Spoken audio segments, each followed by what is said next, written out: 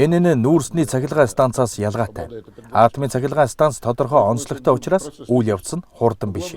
Та атомын цахилгаан станцын талаар дурдсан ч тодорхой ярьсангүй. Жишээ нь гудамжинд би санамсруугийн нэг монгол ирээс тамхи асуухаар очтол та нар нэрээ атомын цахилгаан станц барих гэж байгаа мó гэж асуулаа л да.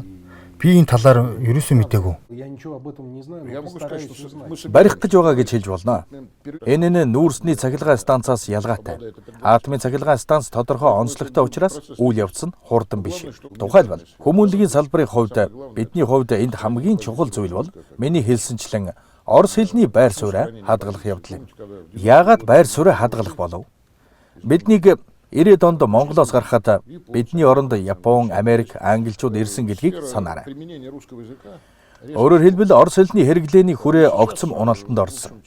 Яг одоо үннийг хэлэхэд манайх 620 оюутны тэтгэлгийг Монгол улсын иргэдэд олгож байна.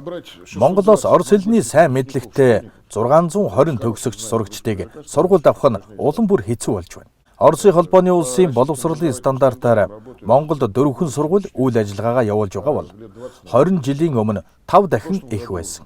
Өнгөрсөн жил одоогийн Улаанбаатар хотын захирагчийн хүчин чармаалтаар дахин нэг сургуулийг ашиглалтанд оруулж сургуультыг эхлүүлсэн. Ижил орос сургуулиудыг нээхийн тулд энэ сургуулийн талаар зохих төрийн бус гэрээ хэлэлцээрүүдийг хийх шаардлагатай байна. Оростой хэл залгаа аймагуудад ижил орос сургуулиудыг нээх хэрэгтэй. Энэ жилээс эхлэн бүх сургуульд англи хэл заавал орж байгаа ч Тэгэхээр орос хэлний хэрэгцээ энд байна гэж үзэж байна уу? энэ нь хандлага хэвээр байна. Энэ жилээс эхлэн бүх сургуульд англи хэл заавал орж байгаа ч энэ хандлага хэвээр байна. Одоо асуудал их байна л да.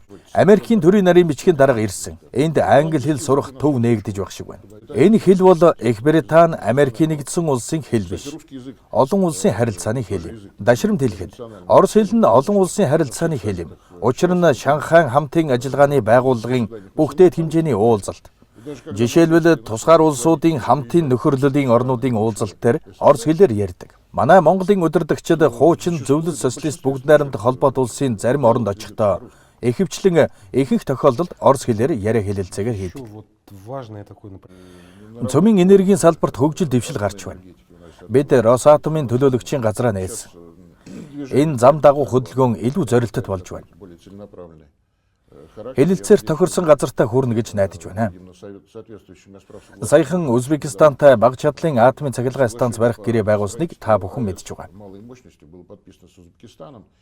Одоо Якутад мөн ийм бүтээн байгуулалт өрнөж байна.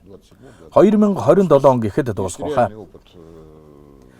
Бидэнд ийм байгууламж барьж байсан бодит туршлага байгаа бөгөөд манай Монгол найз нөхөд энэ туршлагыг сонирхож байна. Энэ нь нүүрсний цахилгаан станцаас ялгаатай. Атомын цахилгаан станц тодорхой онцлогтой учраас үйл явц нь хурдан биш. 3 дахь хөрш хаана байна?